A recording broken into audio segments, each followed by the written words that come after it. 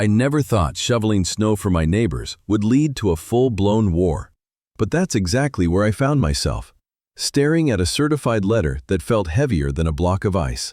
My name is Jack, and for the better part of 20 years, I've run a small landscaping and property management business out of my home in the Lakeside Meadows subdivision. It's a quiet, comfortable life. The work is hard, but it's honest, and it's allowed me to build a good life in a community I genuinely loved.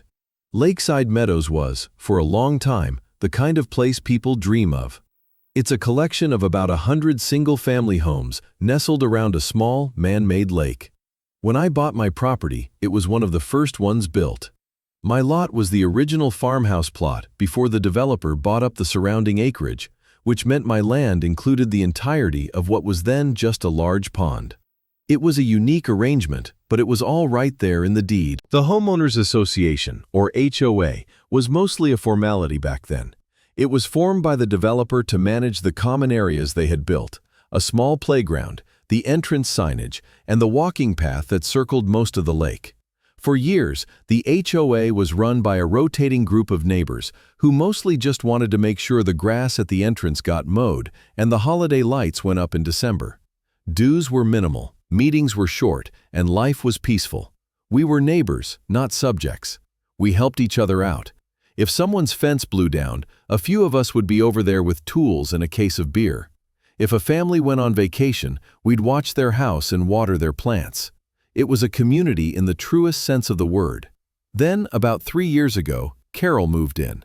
She and her husband Robert bought the house directly across the lake from me. They were retirees from the city, and from day one, it was clear Carol had a different idea of what a community should be. She saw not neighbors, but a collection of properties that needed to be managed, regulated, and brought up to her exacting standards. Robert was a quiet, perpetually nervous-looking man who seemed to exist only to nod in agreement with whatever his wife said.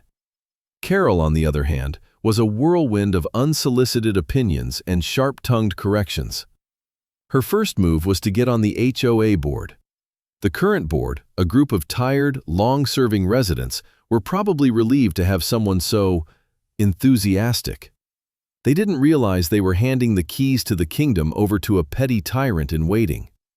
Within 6 months, Carol had leveraged apathy and procedure to become the board president.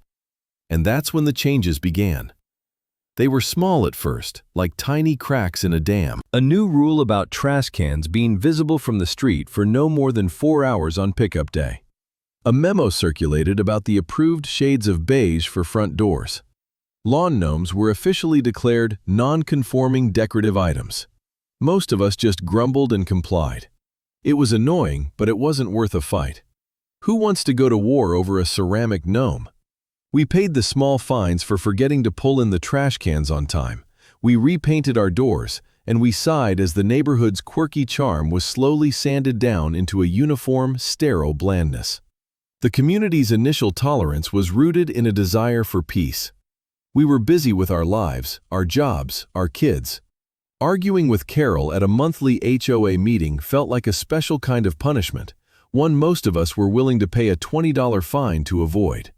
Her voice, a high-pitched nasal drone, could dissect a rule with the passion of a biblical scholar and the charm of a circular saw. The old friendly neighborhood newsletter was replaced by a formal, monthly compliance bulletin, authored by Carol. It was filled with passive-aggressive reminders and highlighted photos of violations. A patch of brown grass here, a basketball hoop left out overnight there. The bulletins always ended with the same ominous phrase: "A well-regulated community is a valuable community." It felt less like a neighborhood and more like a minimum security prison where the warden was obsessed with curb appeal. The community began to stratify. There were those who fell in line, those who quietly seethed, and a small handful who became Carol's lieutenants, patrolling the streets with clipboards and self-important frowns. My business kept me busy, so I managed to stay mostly off her radar. My lawn was immaculate by professional necessity, and my house was well maintained. I paid my dues on time and kept to myself. I figured if I just stayed quiet and didn't cause any trouble, I could ride out the Carol regime. I was a reasonable, hard-working guy who just wanted to be left alone.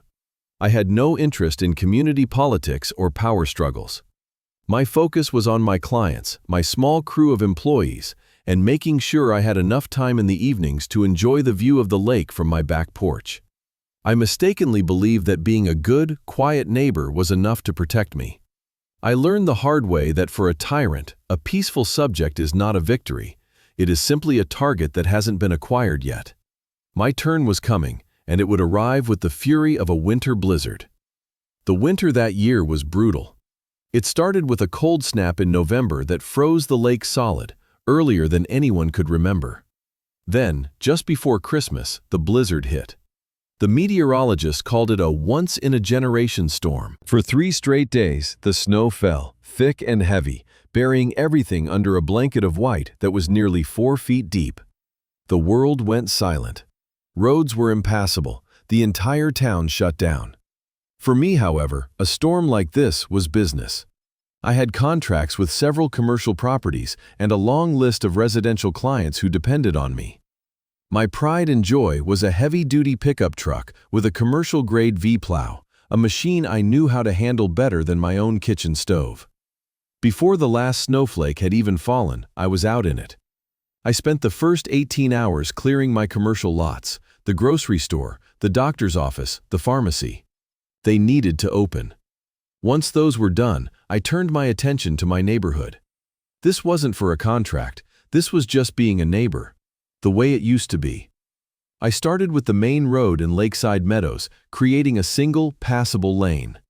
Then I worked my way through the side streets. I made sure to clear a path to the fire hydrant on the corner, a habit ingrained in me by my firefighter grandfather. My last stop, as it always was in these situations, was Mrs. Gable's house. She was a widow in her late 80s who lived alone a few doors down. She was frail but fiercely independent.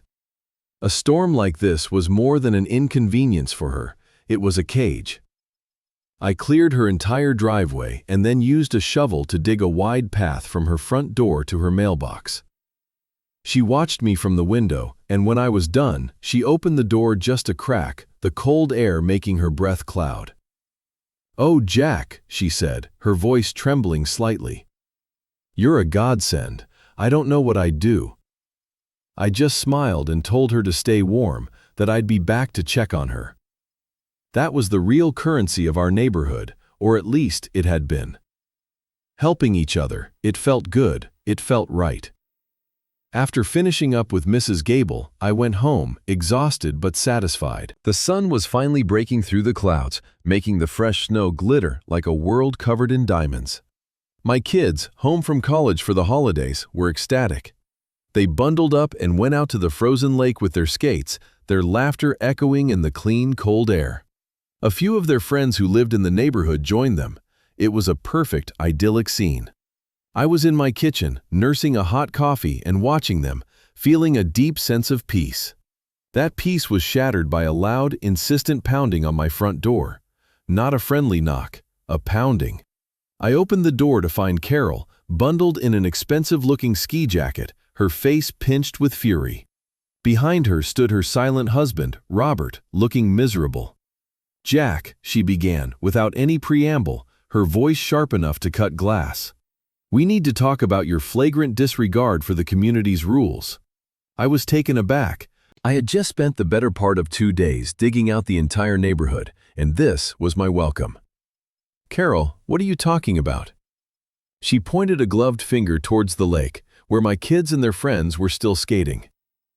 The lake is a common area, designated for the use of members in good standing and their immediate families only. Your children are welcome, their guests are not. It's a liability.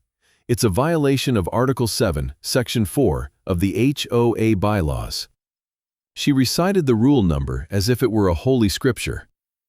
I stared at her, dumbfounded. The sheer pettiness of it was breathtaking. "Carol, they're just kids. They're having fun. The lake is frozen solid."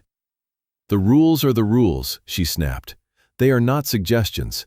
They exist to protect the community and its property values." "Furthermore," she continued, pulling a folded piece of paper from her pocket, "you are in violation of Article 9, Section 2, regarding the operation of commercial equipment within the subdivision for non-sanctioned purposes. She was talking about my plow, the plow I had used to clear the roads for everyone, including her. "You can't be serious," I said, my voice dangerously low. "I cleared the roads so people like Mrs. Gable wouldn't be trapped in their homes." Mrs. Gable should have a contract with a licensed and insured snow removal service, as stipulated in the Winter Weather Preparedness Advisory we sent out last month, she retorted, her eyes cold and devoid of any empathy. "Your unauthorized activities create a precedent. What if everyone with a plow decided to start their own little service? It would be chaos. You will be receiving an official notice of violation for both infractions, a fine of $100 for the unauthorized guests, and a fine of $500 for the commercial vehicle operation, per day until the violations are rectified." That was the threat, clear, concise, and utterly insane. My attempt at reason had been swatted away like a fly. "So, let me get this straight," I said slowly, trying to keep my temper in check. "You want me to go out there and kick a bunch of teenagers off a frozen lake on the first sunny day after a blizzard, and you're fining me for clearing the snow so an elderly woman can get mail and medical help if she needs it." Her face was a mask of self-righteous certainty. "Your guests must leave the common area immediately. The fines are non-negotiable. If you wish to appeal, you may submit a written request to the Architectural Control Committee, which I chair. The committee meets on the third Tuesday of the month. Good day, Jack." She turned on her heel and marched away, Robert scurrying behind her. I stood there in the doorway, the cold air biting at my skin, but a hot, righteous anger was starting to burn away the chill. This was no longer about gnomes and trash cans. This was a declaration of war. The first official letter arrived 2 days later. It was printed on heavy bond paper with the Lakeside Meadows HOA letterhead, looking far more official than any neighborhood correspondence had a right to be. It detailed my infractions in cold, bureaucratic language and listed the initial fines, $600. It also stated that the fines would continue to accrue daily. The part about the commercial vehicle was particularly galling. It was a one-time act of neighborly help, now reframed as a continuous violation. The letter was signed by Carol in her capacity as president. It felt personal. It felt vindictive. My initial strategy was one of malicious compliance, mixed with a dose of strategic inaction. I told my kids their friends couldn't skate on the lake anymore when they were visiting me. They were teenagers. They just rolled their eyes and found something else to do. But the absurdity wasn't lost on them. As for my truck, I parked it. I didn't drive it anywhere in the neighborhood. The fine was for operation, so I let the truck sit in my driveway, a silent, snow-dusted monument to Carol's lunacy. I assumed, naively, that she would see the truck wasn't being operated and the fine would stop accruing. I was wrong. The fines kept coming. Every few days, another letter would appear in my mailbox. The total climbed into the thousands. The letters became more threatening, mentioning further legal action, liens against property, and foreclosure proceedings. This was when I realized the depth of her vindictiveness. The violation wasn't the point. Punishing me was the point. The conflict was no longer just about me, either. It started to ripple outwards, affecting the whole community. A few days after the big storm, a smaller one dusted the neighborhood with another 3 inches of snow. I stayed home. My plow sat idle. The roads, which had been packed down to ice from the first storm, became treacherous. I got a call from Mrs. Gable. Her Meals on Wheels delivery couldn't get down the street and had to turn back. Her voice was small and worried over the phone. "Jack, I'm so sorry to bother you, but the roads are just terrible. I saw your truck. Is everything all right?" I had to explain to this sweet, 80-something woman that I couldn't help her because the HOA president was fining me into oblivion for the last time I did. It was one of the most shameful conversations I've ever had. I felt like I was letting her down, letting the whole neighborhood down. Essential services were being disrupted because of one woman's power trip. Other neighbors started to complain, but quietly, among themselves. They were scared. They had seen the flurry of official letters going to my house. They'd seen Carol marching around, taking notes. No one wanted to be her next target. They'd offer me sympathetic looks when I picked up my mail, but no one spoke up at the HOA meetings. The intimidation was working. The final straw came in the form of a letter from a law firm. It was a formal notice of intent to place a lien on my property for unpaid fines, which had now ballooned to over $5,000. A lien. That was real. That could have serious financial consequences, affecting my credit, my ability to get loans for my business, everything. This petty squabble had escalated into a genuine threat to my livelihood. My annoyance had curdled into frustration, and my frustration was now hardening into cold, steely resolve. She had pushed me too far. It was time to stop reacting and start fighting back. I knew I couldn't do it alone. Carol had weaponized the HOA's bylaws, and I was out of my depth. I needed a professional. I remembered a client of mine, a real estate developer, mentioning a lawyer who specialized in property disputes and HOA law. He had called him a shark, but meant it as the highest compliment. His name was David Chen. I found his number and made an appointment. David's office was in a sleek downtown building, a world away from my muddy truck and snow-covered lawns. He was a sharp, impeccably dressed man in his late 40s with a calm, analytical demeanor. He listened patiently as I laid out the whole story, from the gnome regulations to the blizzard to the lien notice. I spread the letters from the HOA and their lawyer across his polished mahogany desk. He read through them, his expression unchanging. When he was done, he leaned back in his chair and steepled his fingers. "Well, Mr. Miller," he said, and I noticed he didn't use abbreviations, a quirk I found oddly reassuring. "You have a classic petty tyrant situation. I see about 3 of these a year. A new board member gets a taste of power and goes drunk on it. They operate in a legal gray area, using the threat of expensive litigation to bully homeowners into compliance over trivial matters." He confirmed that fighting the lien would be difficult and costly.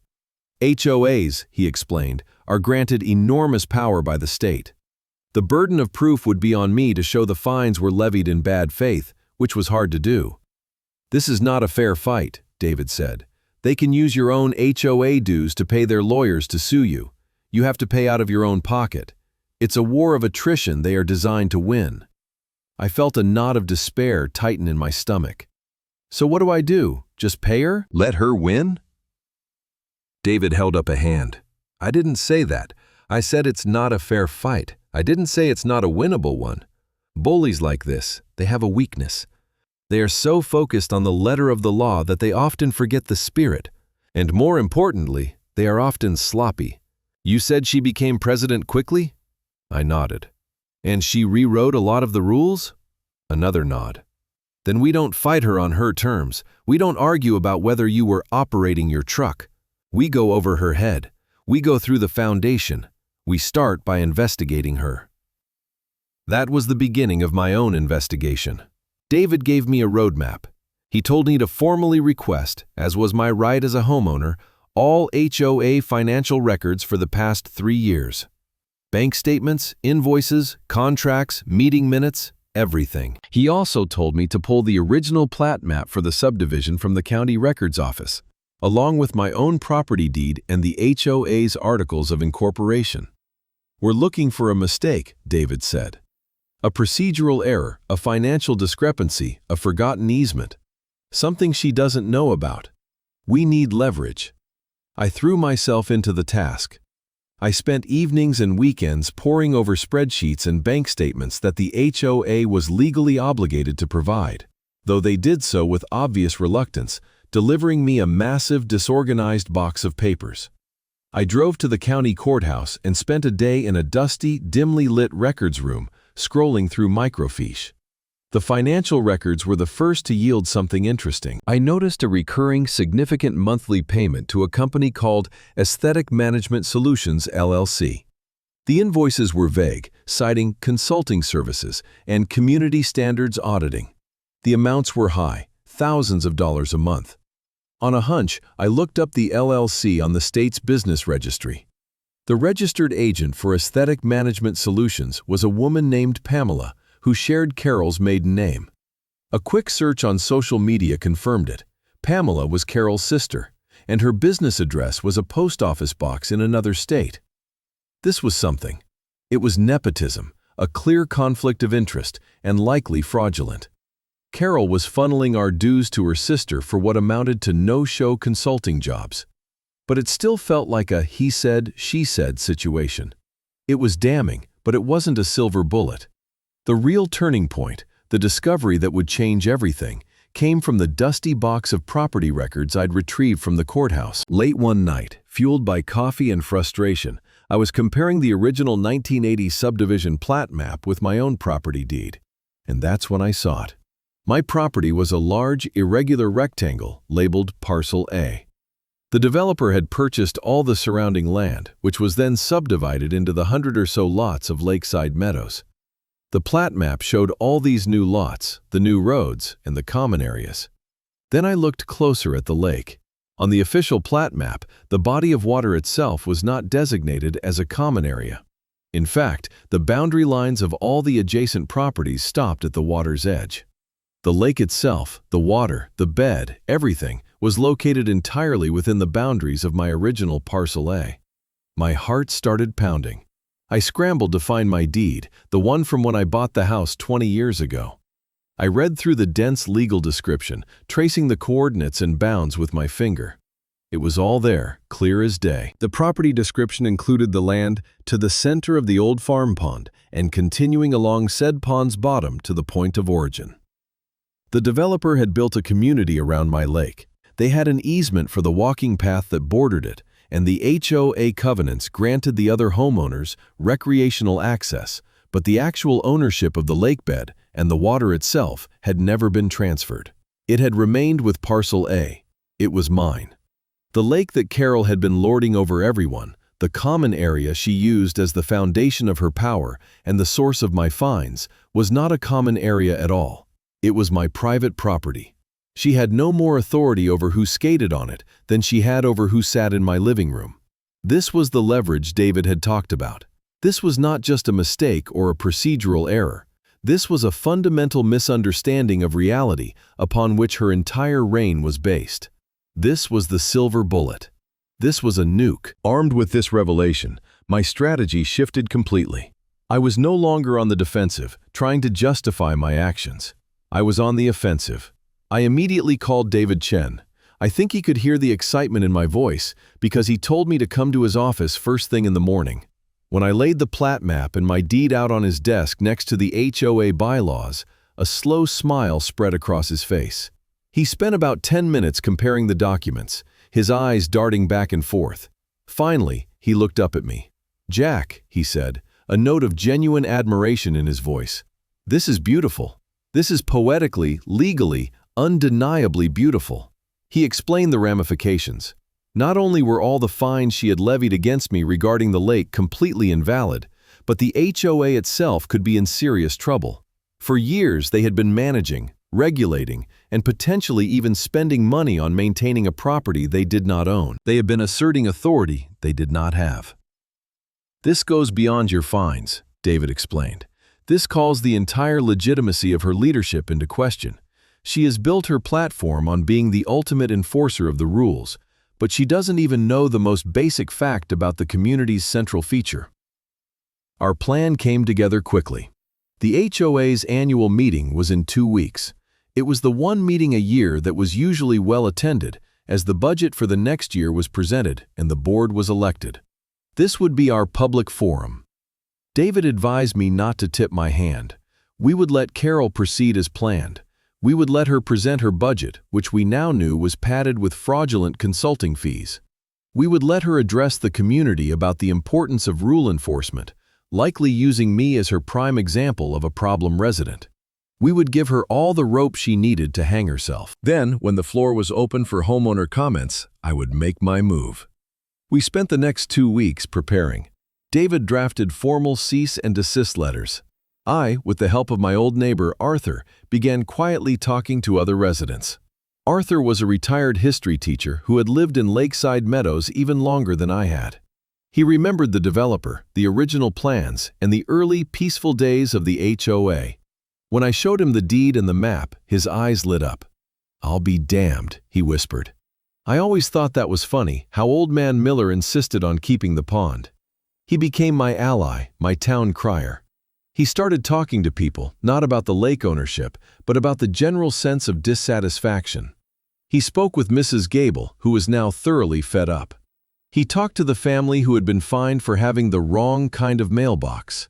He gathered the stories of a dozen other residents who had been bullied into silence by Carol's reign. He told them all to come to the annual meeting. He told them that something was going to happen, and they needed to be there to see it. The stage was set. The night of the annual meeting, the community center's meeting room was packed.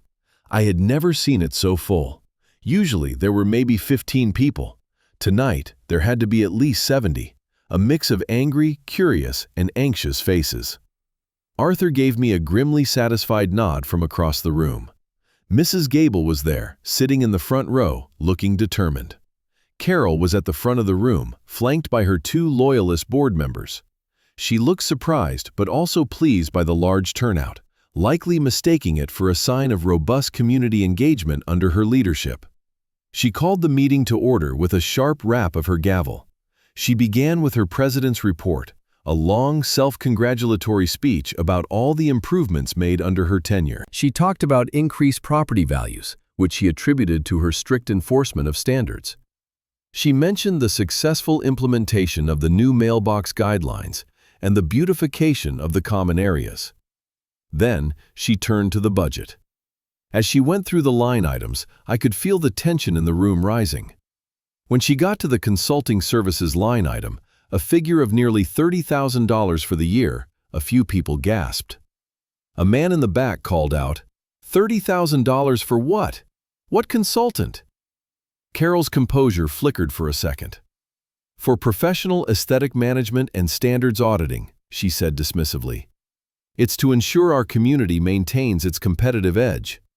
She clearly intended to move on, but the dam of silence had been broken. Another voice piped up. "Who is this consultant?" Carol's face tightened. "That is a vendor relationship and is confidential." This was her first major misstep. The room erupted in murmurs. People were not happy. She was losing control. Seeing her opportunity to reassert dominance, she moved on to her favorite topic, enforcement. "Which brings me to my next point," she said, her voice regaining its sharp edge. "While most of our residents are model citizens, a few individuals believe the rules do not apply to them. This kind of behavior threatens our community fabric and our property values." Her eyes locked onto mine. "We have one homeowner, for example, who has repeatedly violated rules regarding common area usage and the operation of unauthorized commercial vehicles, racking up thousands of dollars in fines that he arrogantly refuses to pay. This is unacceptable. We must stand firm." This was my cue. She had put me on trial in front of the entire neighborhood. When she finally, smugly, asked if there were any questions or comments from the floor, my hand shot up. David, sitting next to me, gave me a subtle nod. "Yes, Jack?" Carol said, a triumphant smirk on her face. She was ready for a fight, but she had no idea what kind of fight was coming. I stood up, holding a folder of documents. The room went silent. "Carol," I began, my voice calm and steady. "You mentioned my fines regarding the use of the lake. You've based these fines on the premise that the lake is a common area managed by the HOA as defined in our bylaws. Is that correct?" She looked at me like I was a particularly slow child. "Of course it is. Article 7. I've sent you enough letters about it." "Right," I said, opening my folder. "The thing is, Carol, I had my lawyer do a little research, and it turns out you're wrong." I held up a large, professionally printed copy of the county plat map. "This is the official plat map for the Lakeside Meadows subdivision, filed in 1982. And this," I held up my other hand, which held a copy of my deed, "is my property deed. As you can see from the map, the body of water you call the lake is located entirely within the legal boundaries of my property, Parcel A. The HOA has an easement for a 5-foot-wide walking path around the perimeter, and the covenants grant recreational access to the homeowners, but the lake itself, the water, the fish, the mud at the bottom, is and always has been my private property." A wave of whispers washed over the room. Carol's face went from smug to confused, then to pale. She was literally speechless. Robert, her husband, looked like he wanted the floor to swallow him whole. That can't be right," she stammered. David Chen stood up. "I assure you, it is," he said, his voice filling the room. "I am David Chen, Mr. Miller's legal counsel. We have verified this with the county. The Lakeside Meadows HOA has no legal authority to regulate, control, or issue fines related to the use of Mr. Miller's private lake. In fact, by doing so, the HOA board has exposed itself to significant legal liability." The room exploded. People were on their feet, shouting questions. Carol was sputtering, her face turning from pale to a splotchy, furious red. "This is ridiculous. He's lying." But the documents were right there. I hadn't even gotten to the best part yet. As the chaos began to subside, I held up my hand again. "But the lake isn't even the most interesting thing I found," I said, my voice cutting through the noise. "I also reviewed the budget, and I have a question about the $30,000 paid to Aesthetic Management Solutions." I looked up that company. It's registered to a Pamela Schmidt. "Is that any relation to you, Carol? Perhaps a sister?" If her face was pale before, now it was the color of ash. The collapse was total and immediate. Her authority, built on a foundation of lies and bluster, crumbled to dust in a matter of seconds. The two other board members sitting next to her looked horrified. One of them, a man named Frank, looked at the invoice copies I passed to him and then at Carol. "Is this true?" he demanded. Carol just stared, her mouth opening and closing like a fish. Her supporters in the room were silent. Her enemies, and she had made many, were in an uproar. Arthur stood up. "I call for an immediate vote of no confidence in President Carol and the current board," he boomed. The motion was seconded by a dozen voices at once. In the ensuing chaos, someone had the presence of mind to call the police. Not because of the shouting, but because of the evidence of fraud I had just presented. 2 officers arrived just as the vote to remove Carol from the board passed with a near-unanimous roar of approval. They spoke with me, with David, and with the other board members. They looked at the invoices and the LLC registration. After a brief conversation, one of the officers walked over to Carol, who was now slumped in her chair, a diminished, pathetic figure. They spoke to her quietly, and then, to the stunned silence of the entire room, they asked her to come with them. They escorted a now sobbing Carol out of the community center. The petty tyrant had been deposed. The aftermath was swift and decisive. Carol was formally charged with multiple counts of wire fraud and embezzlement. The case was open and shut. The paper trail was undeniable. She had been using the HOA as her personal piggy bank, funneling tens of thousands of dollars of our dues to her sister's shell company. Her lawyer tried to argue it was a simple conflict of interest oversight, but the prosecution painted a clear picture of deliberate, calculated theft. She was convicted and sentenced to 18 months in a state correctional facility, plus probation and full financial restitution to the Lakeside Meadows HOA. The judgment was a public record, a final, humiliating stamp on her failed attempt at power. My own vindication was just as complete. With Carol gone and the old board dissolved in disgrace, a new interim board was formed, headed by the ever-sensible Arthur. Their first official act was to formally issue a letter of apology to me. All fines were expunged from my record, and the lien, which had never been officially filed thanks to David's timely intervention, was declared null and void. The HOA's insurance policy covered my legal fees, so I was made whole financially as well. But the real victory was the restoration of my reputation.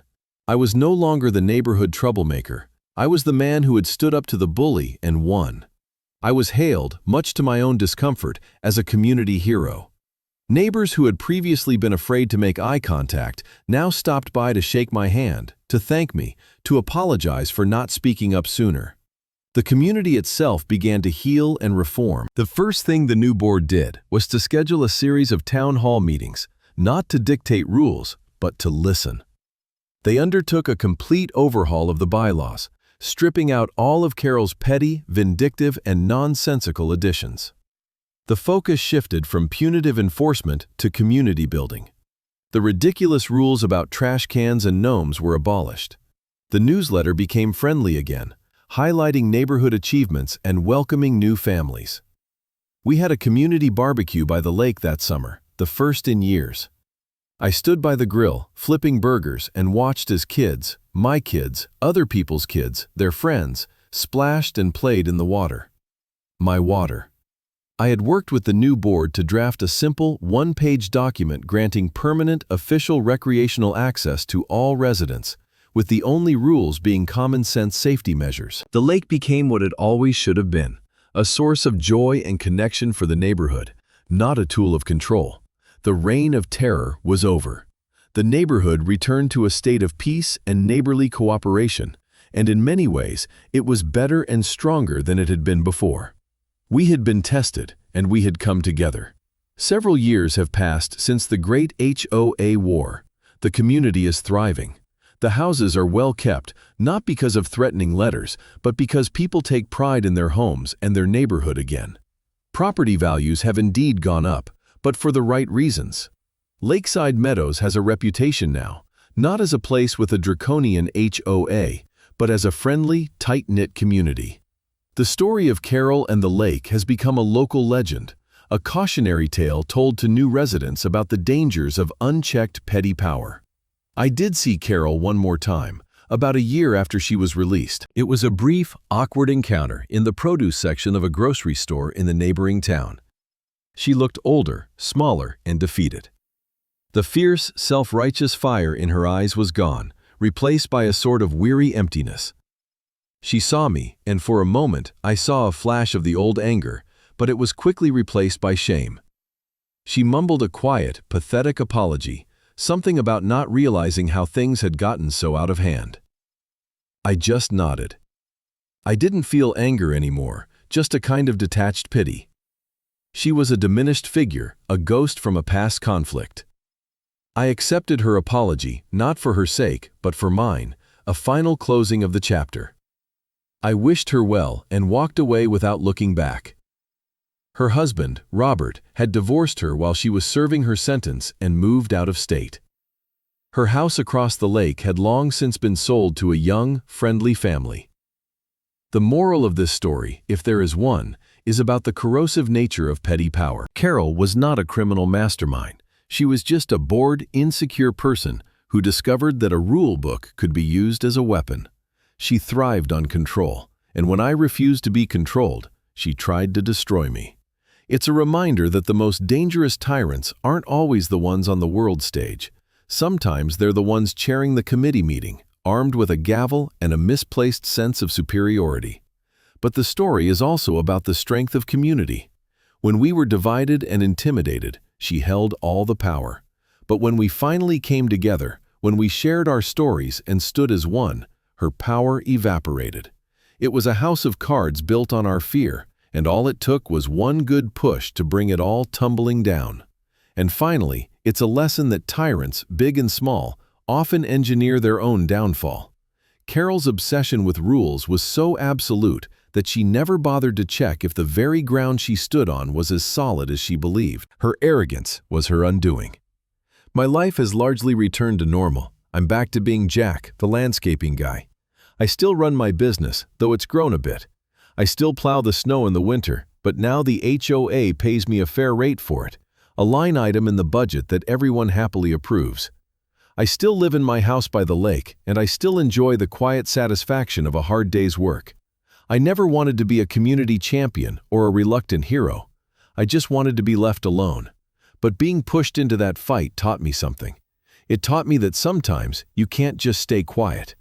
Sometimes you have to stand up, not just for yourself, but for your neighbors, for your community, for the simple principle of fairness. And as I sit on my back porch now, watching the sunset glitter across the calm, clear water, my water, I can honestly say it was a fight worth winning. The peace that has settled over Lakeside Meadows is deeper and more resilient now, forged in the fire of that ridiculous, necessary war.